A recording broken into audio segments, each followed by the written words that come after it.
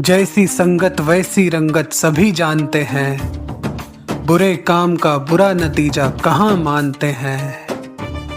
उपन्यास सुनकर जानोगे लालच की खातिर, कैसे अपने अपनों पर बंदूक तानते हैं।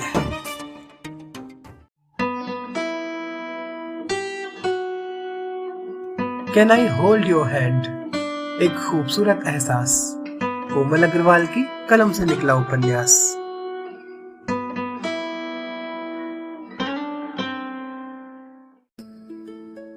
भाग्य ने कैसा खेल रचाया, जो कोठी को लूटने आया।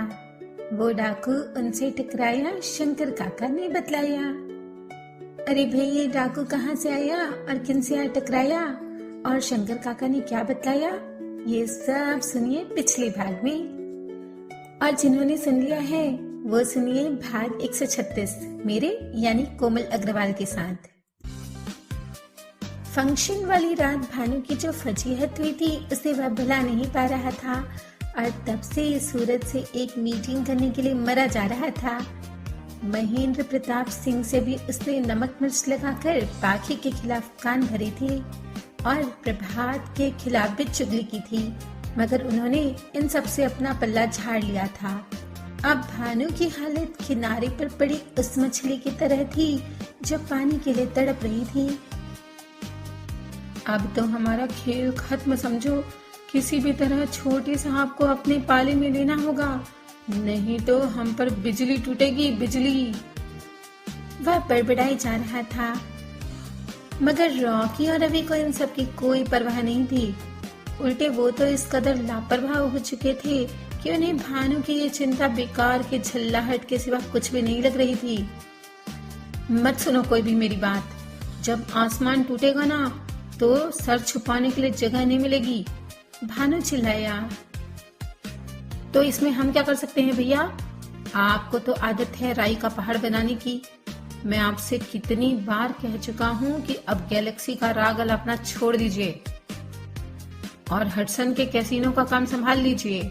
मेरी तूती बोलती है वहाँ, एक दिन देखिएगा कि वो कैसीनो हमारा होगा, हमारा। उसके बाद मैं गिन गिन कर बदले लूंगा अपनी बेइज्जती का। रवि भानु को समझा भी रहा था और अपनी फ्यूचर प्लानिंग भी बता रहा था। तभी वहां जैकी आया। हमें यहाँ बुलाकर कहाँ मर गया था बे? रवि ने उसे डांटा। एक बुरी खबर है, उसने कुर्सी पर बैठते हुए कहा। देखा, मैं पहले ही बोल रहा था कि कुछ बुरा होने वाला है, भानु ने घबराकर बोला। क्या खबर लाए हो? रवि ने तल्खी से पूछा। वह इस समय चरस भरकर सिगरेट पी रहा था। पहले एक इधर लाओ, जैकी ने फरमाइश की। तू नहीं सुधरेगा कमीने, कहकर रवि ने एक दूसरी सिगरेट निकालकर उसकी ओर बढ़ाई। तुम लोगों को नशे के अलावा कुछ और सूझता है? भानु फिर चिल्लाया। जैकी ने ध्यान न देते हुए सिगरेट जलाई और अंदर तक कश खींचा। बॉस रिटर्न आ गए हैं और आज ओल्ड स्टाफ का अटेंडेंस लगा था, जैकी ने कहा। क्या? भानु घबरा गया। यस, और अब आपका नंबर है। बॉस ने आपको फोन नहीं किया? उसने पूछा। नहीं तो, भानु बकलाया। मुझे बुलाया और पूछा कि मैं कुछ जानता हूँ क्या, पर मैंने तो साफ इनकार कर दिया, जैकी ने प्रत्यक्ष में कहा। लेकिन उसने असल में सूरज के सामने कई बातें उगल दी थी उसका विश्वास हासिल करने के लिए, और अब यहाँ पर डबल गेम खेल रहा था। भाई, मैं तो ये सजेस्ट करूंगा कि आप बॉस के कॉल करने से पहले ही उनको जाकर जरा मस्का वस्का लगाइए, तो कोई ना कोई वे निकल आएगा। जैकी बोला, जबकि वह अच्छी तरह जानता था कि सूरज भानु पर बम की तरह फटने वाला है। भानु को थोड़ी आशा बंधी। हाँ, मुझे पता है मुझे क्या करना है, ज्यादा उड़ने की कोशिश मत कर। उसने अपनी मैनेजरी वाली शान के दंभ में भरकर कहा। रस्सी जल गई मगर बल नहीं गया। जैकी चिढ़ा। भानु बड़बड़ाते हुए वहां से चला गया। मैनेजर ही क्या गई, सबने मुझे कुत्ता ही समझ लिया है।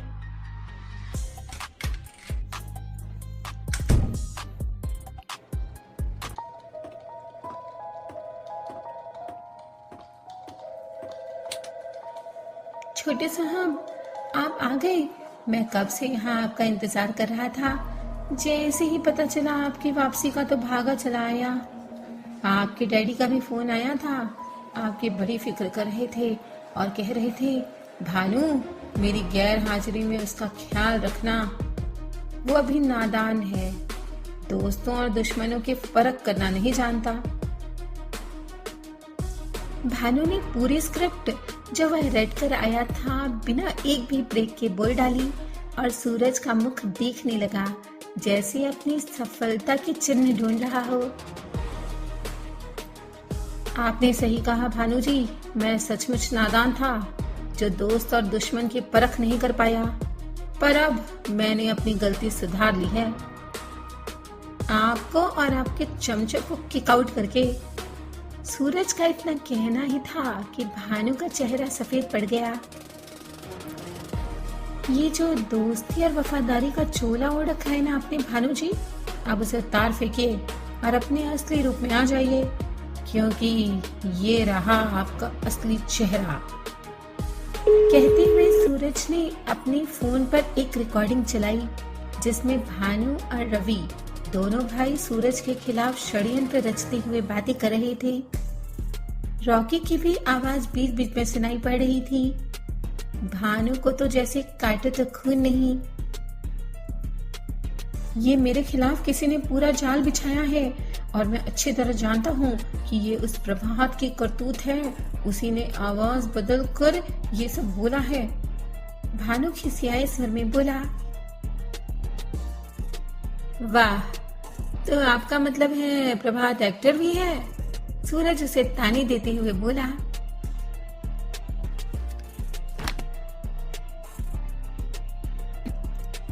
और ये क्या है? ये अकाउंट्स में 20 लाख की गड़बड़ी, इसका क्या जवाब है आपके पास? सूरज ने अपना लैपटॉप खोल उसे हिसाब किताब वाली फाइल दिखाई। नहीं साहब, ये गलत है, नकली बनाई है उस प्रभात ने। मैनेजर बनने के लिए होटल गैलेक्सी में कितना नुकसान हुआ है ये तो आप अंदाजा भी नहीं लगा सकते। भानु हकलाते हुए बोला। अच्छा, तो फिर ये क्या है? अब सूरज ने उसे वो फाइल निकाल कर दिखाई जिसे भानु ने रवि को संभालने के लिए दिया था। उसी की नकल सूरज के पास देखकर उसके तो होश ही गुम हो गए। वह गिड़गिड़ाते हुए बोला, आप मेरी बात तो सुनिए छोटे साहब, मैं आपको बता तो रहा हूँ, बहुत से नुकसान ऐसे होते हैं जो कागजों पर दिखाए नहीं जा सकते। सूरज यह सुन बरस पड़ा।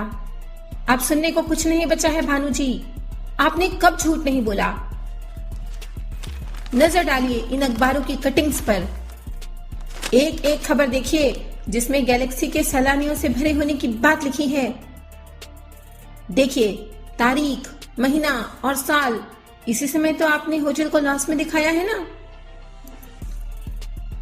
और ये सब सबूत ही क्या, बल्कि होटल में काम करने वाला एक एक एम्प्लॉय ये बता सकता है, बल्कि गवाही दे सकता है कि आपने किस तरह मेरी गैर हाजिरी में होटल को जुए का अड्डा बना डाला। कैसे आपने एमिली, आंची और मार्टिन को बेइज्जत करके यहां से निकाला। किस तरह आपने लाखों के हेर फेर किए, प्रॉफिट को लॉस में दिखाया, ईमानदारों को नौकरी से अपमानित करके निकाला और उन्हें जान से मारने की धमकी दी। सूरज बोलते बोलते हाफने लगा था। बुलाओ तुम्हारे उस गद्दार भाई को, अब कहां मुंह छिपाए बैठा है वो।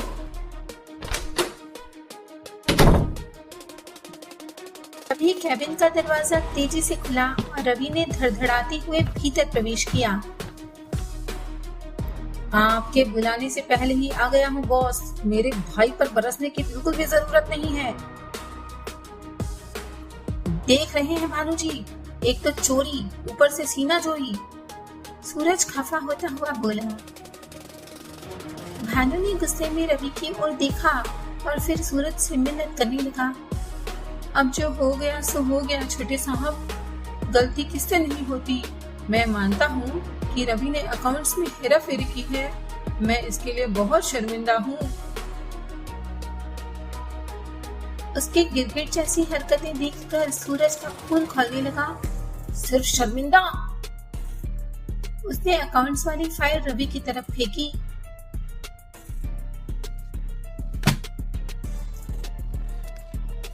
डैड ने आपके ऊपर भरोसा करके ये होटल आपको हैंडओवर किया था, और आपने क्या किया? गद्दारी की हमारे साथ, भरोसा तोड़ा हमारा। सूरज का ऐसा रौद्र रूप देखकर भानु को समझ में आ गया था कि अब कुटिल वाली चाल खेलनी पड़ेगी। जो वह महेंद्र प्रताप पर आज तक आजमाता आया था, वही पैतरा उसने आज सूरज पर भी आजमाया और बोला, नहीं साहब, आप चाहे तो स्टाफ के सामने 100 जूते मार ले, पर गद्दार न कहिए, गद्दार न कहिए। वह फूट फूट कर रोने लगा और अपनी छाती पर हाथ रख बाईं तरफ दर्द होने जैसा भाव चेहरे पर लाने लगा। सूरज ने अपनी आवाज संतुलित करते हुए कहा, गद्दार नहीं तो क्या कहूँ आपको? आपने होटल में हुए प्रॉफिट को लॉस में दिखाया। अगर मैं उन दिनों यूएस नहीं गया होता तो आप ये सब नहीं कर सकते थे, इसीलिए आपने मेरी एब्सेंस का फायदा उठाया। रवि आग बबूला होते हुए चिल्लाने लगा, ज़बान को लगाम दीजिए सूरज बाबू, हमने कोई फायदा नहीं उठाया, बल्कि होटल के कारोबार को इतनी ऊंचाई तक पहुंचाया। बात बिगड़ती देख भानु ने रवि को रोक दिया। तू चुप कर रवि, मैं बात कर रहा हूँ ना। रवि कड़वा घूंट पीकर रह गया और दांत पीसते हुए सूरज और भानु दोनों को देखने लगा। अब भानु ने कहना शुरू किया, छोटे साहब, आप जो कहेंगे मैं वो करने को तैयार हूँ। मैं रुपए लौटाने को भी तैयार हूँ जो मेरे भाई ने हड़पे हैं। रवि को तो मानो बिजली का तार ही छू गया हो। इस बात की क्या गारंटी है भानु जी कि आप पूरे रुपए लौटा देंगे? सूरज ने अब नरमी भरी स्वर में पूछा। वो रुपए मेरी मेहनत के हैं भानु भैया, मैंने खून पसीना एक करके उन रुपयों को कमाया है। भानु के जवाब देने से पूर्व ही रवि दर्द भरी आवाज में बोला, तुम्हारी मेहनत की तुम्हें सैलरी दी जाती है। अगर तुम्हें वो पूरी नहीं पड़ती थी तो तुम हमसे कह सकते थे, पर तुमने गलत रास्ता अपनाया और हमसे गद्दारी की। ये तो तुम्हारे भाई भानु की बरसों की मेहनत को देखते हुए मैंने पुलिस में रिपोर्ट नहीं की, वरना इंस्पेक्टर सिंघाल के कहर से तुम बच नहीं सकते थे। एनकाउंटर स्पेशलिस्ट है वो, और सुना है उनकी हिट लिस्ट में अब तुम्हारा नाम है। ज्यादा लंबे कदम रखने की कोशिश करोगे तो तुम्हारा एनकाउंटर करते देर नहीं लगेगी उन्हें। मुकदमा भी नहीं चलेगा तुम पर। कितने गैर कानूनी धंधे कर रहे हो तुम, ये मुझसे छुपा नहीं है। सूरज ने उसका कच्चा चिट्ठा खोलते हुए कहा। तो रवि भड़का, तू जरा बाहर मिल सूरज प्रताप सिंह, फिर मैं तुझे दिखाता हूँ कि रवि क्या चीज है। उसके जहर में बुझे शब्दों को सुन सूरज अपना आपा खो बैठा और अपनी जगह से उठा, और अगले ही पल उसने उसका गिरेबान पकड़ लिया। अगले ही पल भानु के देखते ही देखते रवि के गाल पर एक जोर का तमाचा आ पड़ा था जो सूरज ने उसे रसीद किया था। मेरा नाम सूरज है, सूरज, मुझे अंडर एस्टिमेट करने की गलती मत करना रवि। रवि गुस्से में उबलने लगा और उसने सूरज को धक्का दिया तो भानु लपका। उसने भी रवि को धकेलते हुए ड्रामा किया। तो चल रवि, अभी निकल यहाँ से और मुझे अपनी शक्ल मत दिखाना। रवि कैबिन के बाहर जाते हुए चिल्लाया, डरता नहीं हूँ मैं इस रईसजादे से। और सुन सूरज प्रताप सिंह, तुझे ये थप्पड़ बहुत महंगा पड़ेगा। रवि ऐसे ही किसी को बख्शता नहीं है। सूरज भी उसके पीछे आया। और उंगली दिखाते हुए बोला, मैं तुझे 2 दिन की मोहलत देता हूँ रवि। अगर 2 दिन के अंदर अंदर होटल का रुपया अकाउंट में जमा नहीं हुआ तो देखना सूरज प्रताप सिंह तेरा क्या हश्र करता है। सूरज को यूं गरजते देख होटल स्टाफ वहां जमा हो गया था और गार्ड भी फुर्ती दिखाते हुए रवि की ओर लपका। इसे धक्के देकर निकालो यहाँ से, और याद रहे ये कमीना होटल के आसपास भी दिखाई नहीं देना चाहिए। प्रभात और फ्रांसिस भी हक्के बक्के सब देख रहे थे। गार्ड रवि को धकेलता हुआ बाहर जाने वाले दरवाजे की तरफ ले जाने लगा तो उसने अपना कॉलर छुड़वाया और लंबे लंबे कदम रखता हुआ होटल से बाहर हो गया। सूरज अपने कैबिन में वापस आया और भानु से बोला, आपके पास सिर्फ 2 दिन का टाइम है, मुझे पुलिस बुलाने के लिए मजबूर मत कीजिए। भानु भी कम चतुर नहीं था, उसने हाथ जोड़कर विनती की, पुलिस बुलाने की नौबत नहीं आएगी छोटे साहब, मैंने इतने साल इस होटल को दिए हैं, एक बार मुझ पर भरोसा करके देख लीजिए, मैं अपने भाई के गुनाहों का प्रायश्चित करूंगा, एक बार मुझ पर भरोसा कीजिए, फिर चाहे तो मुझे नौकरी पर भी न रखिएगा। नौकरी तो वैसे भी अब आपको नहीं मिल सकती भानु जी, बेहतरी इसी में है कि आप चुपचाप अपना बोरिया बिस्तर समेटे और निकल जाए यहाँ से। पर याद रखिएगा, अगर मुझे रुपए नहीं मिले तो मैं आपका पाताल तक भी पीछा नहीं छोड़ूंगा। तभी सूरज का फोन बजा। कहिए सिंघाल साहब, कैसे मिजाज हैं आपके? कहीं किसी को उड़ाने तो नहीं जा रहे? इंस्पेक्टर सिंघाल का नाम सुन भानु की रही से ही हिम्मत भी टूट गई। वह हारी हुए जुआरी की तरह कुर्सी से उठा और कैबिन से बाहर हो गया, फिर होटल के और फिर अहाते की। उसे इस तरह मुंह लटकाए जाते देख प्रभात को दुख हो रहा था। किसी ने सच ही कहा है कि दूसरों के लिए गड्ढा खोदने वाला स्वयं एक दिन उसमें गिर जाता है। बट वो गड्ढा खोदता ही क्यों है मैम? फ्रांसिस ने मुहावरे का अर्थ न समझकर पूछा। तुम्हारे जैसे बेवकूफ को दफनाने के लिए फुलिश फेलो, समझे कुछ? प्रभात ने उसके भोलेपन पर मुस्कुराते हुए जवाब दिया।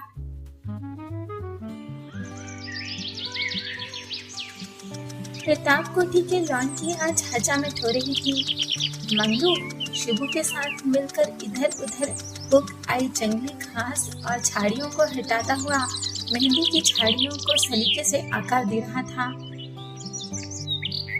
पाखी भीतर वाले झरोखे पर खड़ी मेहंदी की ताजी सुगंध को अपनी सांसों में महसूस कर रही थी। शंकर काका ने उसी के लिए तो मेहंदी के ये पौधे लगवाए थे। सावन का प्रथम सोमवार था और उसने आज व्रत किया था। काकी ने उसकी गोरी हथेलियों पर मेहंदी की ताजा पत्तियां सिल पर पीस कर बूटियां काट दी थी। अपनी लाल रची मेहंदी को देखकर वह खुशी से फूली नहीं समा रही थी। उसकी नजर झरोखे से बाहर क्यारियों में घास जैसी पत्तियों वाले झुरमुट और उन पर खिली लंबी डंडियों वाले सफेद फूलों पर थी। तेज हवा में सरगोशियां करती नीलगिरी की डालियां चहक रही थीं। ई लो बिटिया, तुम्हारी अम्मा से बात हो गई, पूजा से पहले ही पहुंच जाएंगी। और हमने तो कह दिया है भाई, सबके सबको आना है। राधा काकी ने उसे उसका फोन देते हुए कहा। भाभी तो मायके जा रही हैं, तो वो तो क्या ही आएंगी, और वैसे भी वो मुझसे नाराज हैं। पाखी ने सारी बातें बताई। ई तो कोनो बात नहीं हुई बिटिया, लड़की के ससुराल में तो ओछे लोग रहत हैं। तुहार भाई तो दिमागदार है, बस जोरू ही ढंग की नहीं मिली उनको। और मुझे काकी, मुझे तो ढंग की जोरू मिली है ना। तभी सूरज ने ड्राइंग रूम में प्रवेश करते हुए पूछा। पाखी हंस पड़ी। देखा काकी माँ छिप छिप कर हमारी बातें सुन रहे हैं। अरे काकी, तुम इसकी मत सुनना, पहले मेरे सवाल का जवाब दो। सूरज आकर सोफे पर पसर गया। हमरी बहू तो लाखों में एक है बबुआ। काकी ने भूमिका बांधी। मैं तुम्हारी बहू की नहीं अपनी जोरू के बारे में पूछ रहा हूँ काकी।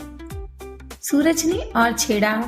वो तुम जानो बबुआ, हमको तो चौके में जाना है, कितना काम पड़ा है। अभी सब पाहुने आ जाएंगे तब बनाएंगे रसोई। वह बड़बड़ाती हुई रसोई की तरफ चली। अरे नाश्ता तो भेजो पहले, फिर बनाना रसोई काकी।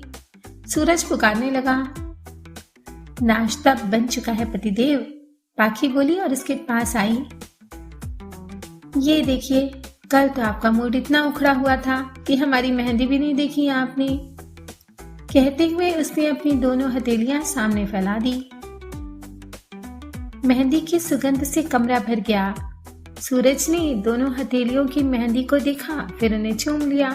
पाखी ने शर्माकर नजरें झुका ली।